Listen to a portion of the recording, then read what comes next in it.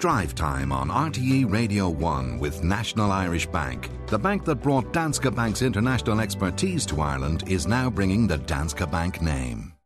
No country for young women, says Olivia O'Leary in her column this week. She put it in a nutshell, this young woman I was speaking to yesterday.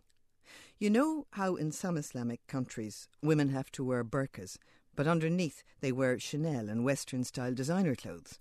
Well, it strikes me that in Ireland it's the opposite, she said.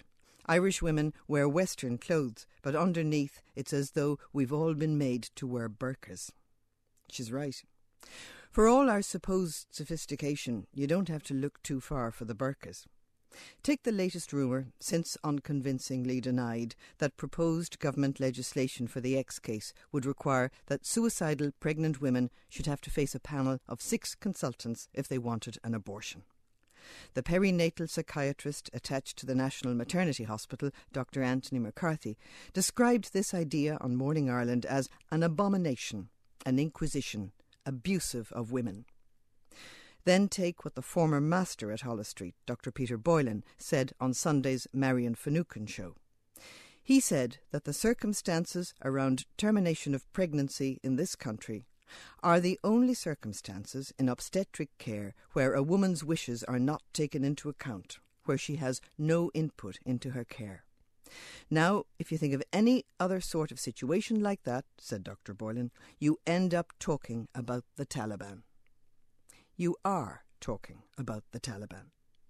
Because while Dr. Boylan may claim that termination of pregnancy is the only area of obstetric care where a woman's wishes are not taken into account, it's not so long ago, even in Holles Street, that pregnant women were subjected, often without their permission, to the barbaric practice of symphysiotomy. I watched a gripping documentary last week by filmmaker Anne Daly comparing care for pregnant women in Ireland and Kenya. In it are graphic descriptions by Irish midwives and women patients of the breaking of the pelvis bone to make delivery of the baby easier and to avoid caesarean sections, of which only 2 or 3 are advised medically. That might limit the number of children a woman might have, something of which the Roman Catholic Church did not approve. One woman describes the doctor coming at her with what she described as a hacksaw. When he sawed into her bones, blood spattered everywhere, and the doctor, she said, was very annoyed that he'd got blood on his glasses. Women suffered chronic pain, mobility issues, and incontinence often for the rest of their lives. This is my country, and I belong here, except that sometimes I feel I don't belong here, or indeed that any woman truly belongs here. Because scratch the surface of Irish culture every so often and you come across a fear and a hatred of women. There's not only the cruelty of what happened in Irish maternity hospitals, there's the fear of allowing women control over their own fertility, because if there was no danger of pregnancy, Lord knows what we might get up to. I remember a bishop in the 80s on radio bemoaning the introduction of the contraception culture, as he called it, because he said it meant that sinners didn't pay the price, by which he meant pregnancy, of the sin. Who was to pay the price of the sin? Oh yes, women were to pay the price. Women were the sinners. So now here we are again, with the Cabinet seemingly trying to make its mind up as to whether suicidal pregnant women will face an inquisition by 6 or 3 or 2 consultants.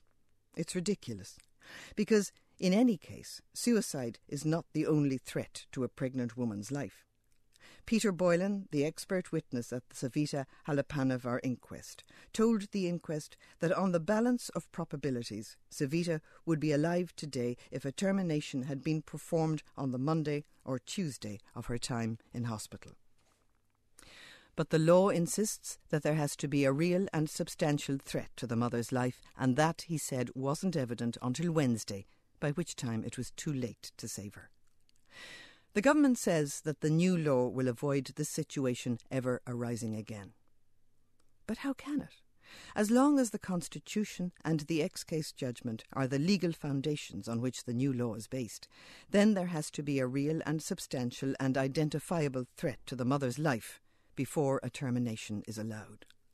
So the Savita case could happen all over again, it seems to me, unless you have a law that allows a termination when there's a risk to the health rather than the life of the mother, and where the fetus has no chance of survival. That means a referendum. It means we change a constitution that says that women are not equal citizens to men, that says, unlike men, we have only a qualified right, as Justice and Equality Minister Alan Chatter has pointed out, to have our health protected. Let's do it. Let's do it finally. Let's kick the Taliban